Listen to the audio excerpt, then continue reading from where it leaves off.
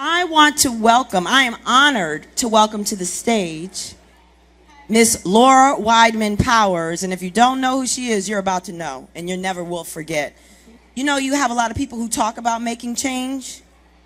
This person's not talking about it, they are about it. So you definitely want to know how she's making change. How can you help the change that she's making in this world that is truly, truly needed? So let me tell you a little bit about Miss Laura.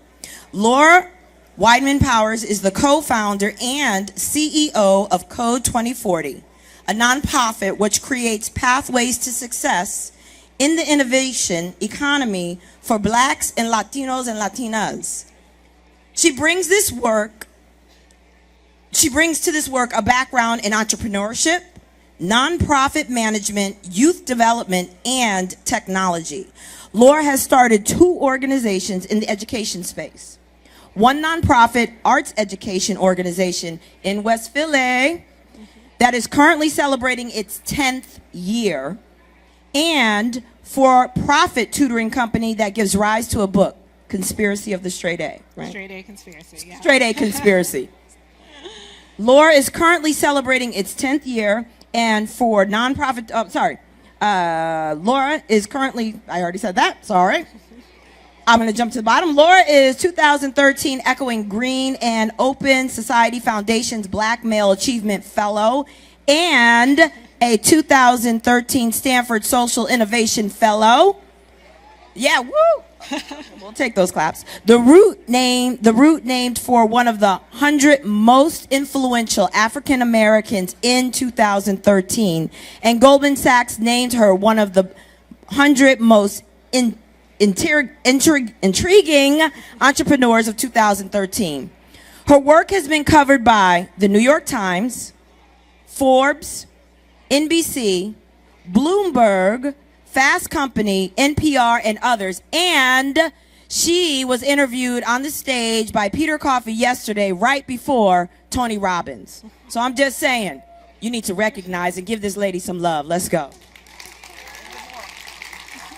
Thank you. Thanks, everybody for coming. I'm going to talk to you a little bit today about my organization, CODE2040, why I started it, why we're doing the work that we do, and then how you can kind of jump in and work on some of the issues that we're working on if you decide that you care about them.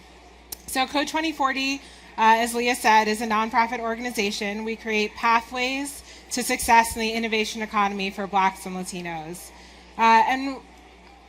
Before starting CODE2040, I was working at a tech startup doing product management, and I had this unique vantage point where I was working closely with engineers day in and day out, and saw their skill sets and how in demand they were. And then I was also going and representing the company I was working for at meetups, speaking on panels, and looking around rooms and realizing that often there just wasn't a lot of diversity there. So that's what kind of got my wheels turning.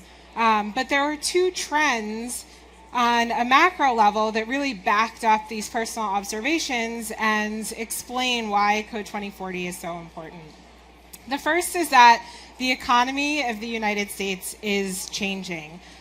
So today, you guys are probably familiar with how Mark Andreessen categorizes this, software eating the world. Software is eating jobs.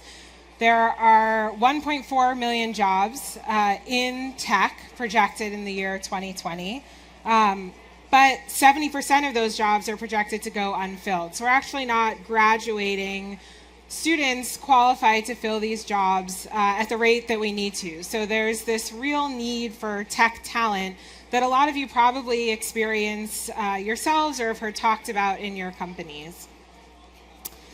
At the same time, the demographics of the US are changing.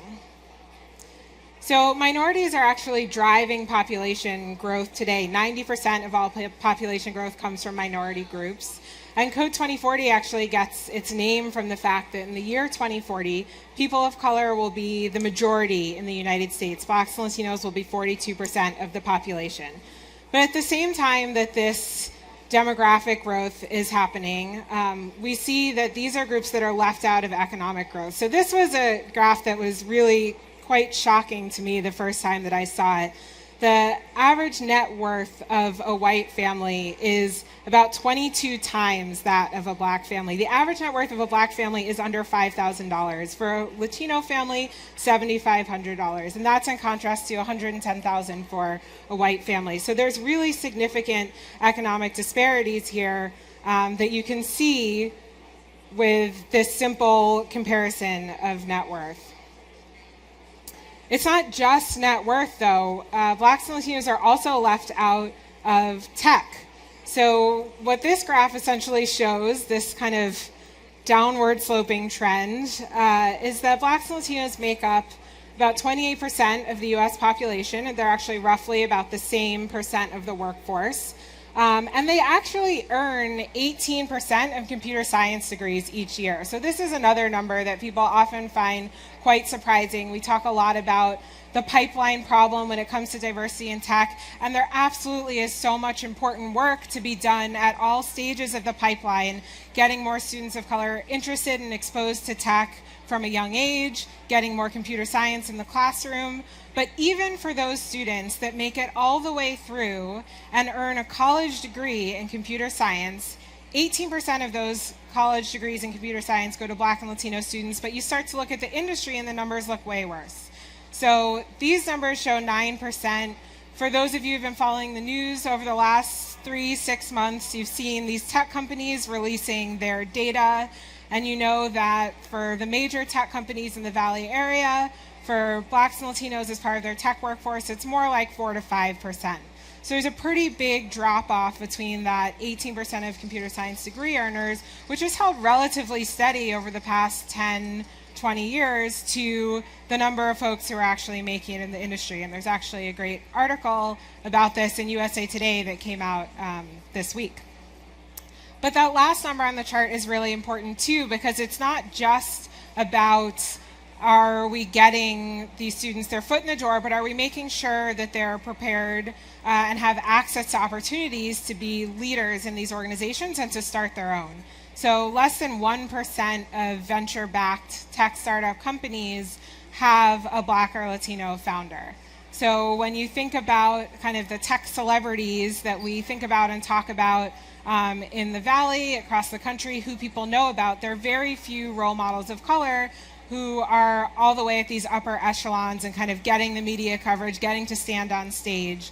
And so can be a dearth of role models if you don't know where to look, because when you look in the traditional media, you're often not seeing kind of the bright spots, the people who are succeeding that make up this 1%, this 5%. So this is not good. This is a big motivator for why we started CODE2040, but it has the potential to be great. And I actually think this is kind of the core insight of CODE2040, is that this isn't about kind of harping on a problem. This is about seeing an opportunity and seeing a solution that can actually solve that skills gap that I was pointing out earlier. So this can be great for Black and Latino communities. We saw that net worth gap, the 22x number.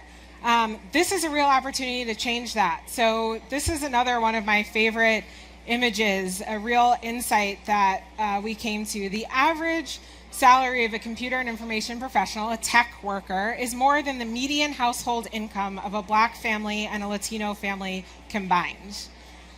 That is a pretty powerful comparison when you think about what it means for just an average person working in tech. If that person comes from one of these communities, chances are that they're making more than their parents make combined. And that's a pretty powerful opportunity to lift not only themselves, but families, communities out of poverty, to start changing the flow of where those dollars are going simply just by them holding that job. And we actually see this with the students that we work with. We had a group of them who were sitting on Caltrain going between Silicon Valley and San Francisco, from visiting a tech company with their CODE2040 cohort to going back to the hacker house where they were renting dorm beds for the summer. And they started talking, and they realized that even as summer interns through the CODE2040 Fellows Program, they were making more than their parents made.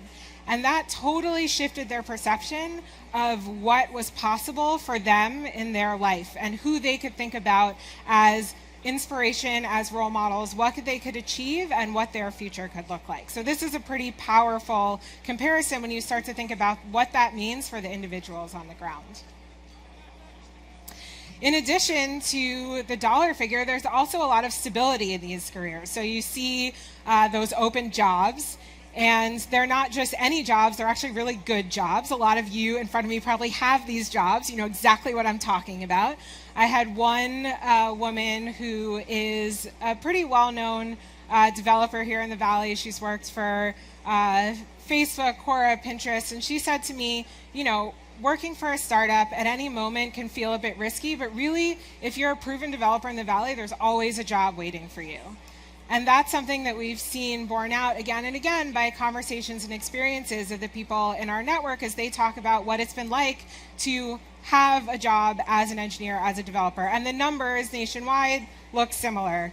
Unemployment for tech professionals is way lower than it is for the communities that CODE2040 is working with. So as I said, tech has the opportunity to lift Black and Latino families out of poverty, which for us at CODE2040 is really powerful and a pretty big motivator. But this isn't just about these communities. We don't think of CODE2040 as a charity. We think of CODE2040 as, yes, we're a nonprofit, but we provide value on both sides, both to the students that we work with and their communities, but also to the tech companies. Basically, if you look at the demographic trends, this is a new consumer base, and this is a new workforce. So in the 25 years between now and the year 2040, when the country will be majority minority, there's going to be a big shift in who's available, who's part of the workforce, and that shift is going to look like people of color. And if companies don't figure out how to attract and retain people of color in their workforce, they're going to have a lot of trouble hiring people generally. So this is a real challenge for companies, not because it's the right thing to do, which we think it is, or because it makes you feel good, which maybe it does, but because this is actually about how do we sustain innovation and growth in what is quickly becoming the most important segment of the US economy. So we believe at CODE2040 that this actually connecting this growing portion of the population and this growing portion of the economy is the greatest economic opportunity of our time. And that's why we're excited to work on it. This new economy and this new demography have the opportunity to close the wealth and achievement gap, which has persisted for far too long in this country. So again, it's both sides of this coin that by solving this problem, we can have these really positive impacts for these communities, for the economy, and for the country. So at CODE2040, we believe that this is the future of the tech industry. These are 18 Black and Latino computer science students from around the country who came together last summer to intern at some of Silicon Valley's top tech companies through the CODE2040 Fellows Program. CODE2040, we're working on building this future. We want rooms to look more like this. And so we create programs that find and cultivate Black and Latino talent and that help companies think about how to attract and retain this diverse talent. And we create pathways, connections to ensure that Black and Latino technologists are not just entering the industry at the periphery, but are really involved in the center. And that's a lot about how we think about our network and the experiences that we provide. Our flagship program is the CODE2040 Fellows Program. We launched CODE2040 in early 2012 and started with a cohort of just 5 fellows to pilot the program. We had 18 last summer and 18 in 2013, 25 this past summer. And really what the Fellows Program is a career accelerator. As you can see here, the students get some pretty awesome experiences. This is a few of the guys from our summer class hanging out with MC Hammer, Ben Horowitz, and Drew Houston, which is a room I would love to be in at any time. And we do this on purpose because this is about really getting these students access so that they're building their networks, because we all know that your network is so important when it comes to getting that next job or opportunity and feeling included and like you open up TechCrunch, you're like, oh yeah, I met that person, that could be me one day. That's a really different experience than sitting in your dorm room and coding and thinking, I really love this, but I don't know what it's like to be in the industry, and I don't know whether this is something that I can do professionally. So we bring the students together. They intern at tech companies, some that you've heard of, like Facebook and Jobboat and LinkedIn, a bunch of really small ones that you haven't. We have a pretty heavy focus on entrepreneurship. A lot of our students are interested in starting companies and going back to that 1% number. We really try to encourage them. And so a lot of them are like, I don't care if you've heard of the company, I want to be there with 3 people who are the founders, and I want to be pushing code on my first week, on my first day, and really contributing. So we offer a really wide range of experiences. And then we do social events like this, we do workshops, hackathons, networking events, training, with the result that at the end of the summer, these students have really had a kickstart to their career. So our fellows are awesome. We love to talk about them and brag about them because they're amazing. Some quick stats, 90% of them get a full-time job offer from their company, and actually 100% end up working in tech. So they've really proven that it's not just about can we get their foot in the door, but once we have their foot in the door, they kill it, which is awesome.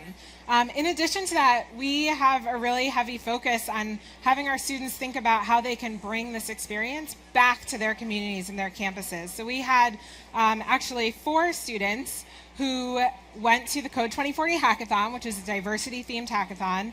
They had a great experience, and they said, you know what, there's never been a hackathon on my college campus. Too many of my classmates are doing their problem sets but not really understanding the real-world applications. They've never really built anything. So they decided to take the hackathon model and bring it back to their campuses. They put on the first ever hackathons at University of Houston downtown campus, at Virginia Tech, and at University of Maryland, Baltimore County. And at several of these hackathons, they actually opened them up to other nearby schools. So through that, they impacted 400 students who had their first taste of what a hackathon could be like on their campus. So we're really proud of them for that. In addition to rockstars, though, our fellows are our lab rats. So at this point in the CODE2040 Fellows Program, we've placed about 50 fellows at about 30 different Silicon Valley tech companies.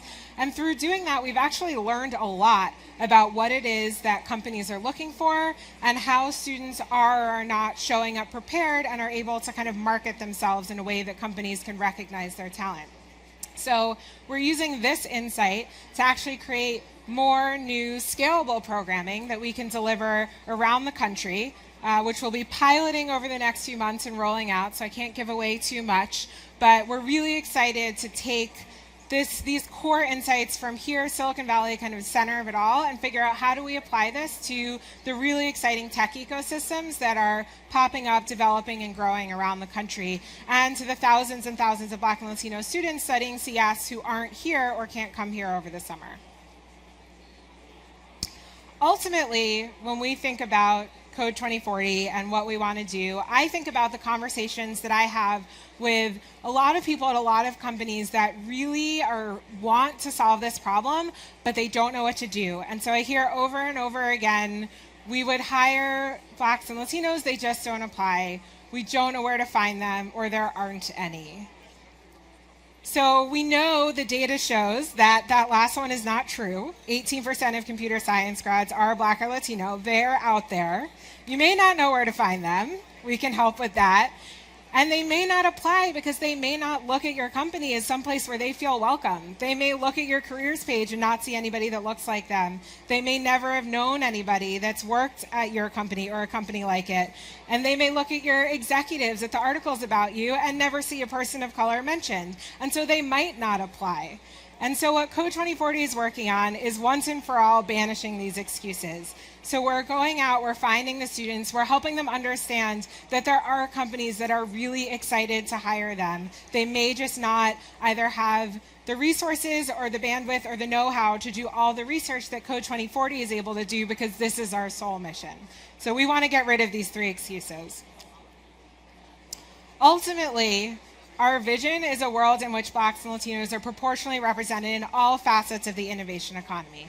So that means that we're talking about students from K through college, grad students, junior developers, senior engineers, product managers, entrepreneurs, venture capitalists, the whole nine. And so we're starting out tackling this specific problem with the Fellows Program and our programming for students. But our vision is to look to all these different parts of the innovation economy and figure out pretty systematically how do we actually go in and change, whether it's incentives or systems or structures, so that we never have to hear those excuses. And frankly, at some point, we just don't have to talk about this anymore because the problem is solved. So we have some help, of course. We couldn't be doing this just by ourselves. We work with a lot of different partners. I mentioned the 30-odd companies that have hosted CODE2040 Fellows. We also have each of our students in the Fellows Program gets 2 mentors every summer, and our students that we're going to be working with in different locations around the country are also going to have mentors and volunteers working with them, which means we work with a lot of volunteers each year. So these are some of the organizations that are supporting us, and there's many more represented by individuals who, whether or not their company is formally backing them, really make time to give their time, their expertise, their Rolodex. I guess nobody has Rolodexes anymore. Their contact lists, and really open their networks to our students, which is so, so important. So we could always use help, and I stick this in because a lot of times this is kind of the first question that I get is, okay, that all sounds awesome, what can I do? So for CODE2040, there's a few simple, straightforward ways. You can mentor a student, you can teach a skill building workshop, and this, maybe you're an engineer, and so you can do something that is around development, or maybe you're a product manager or a salesperson or an attorney. Our students are super interested in learning about all the different facets of starting, running a company, and entrepreneurship.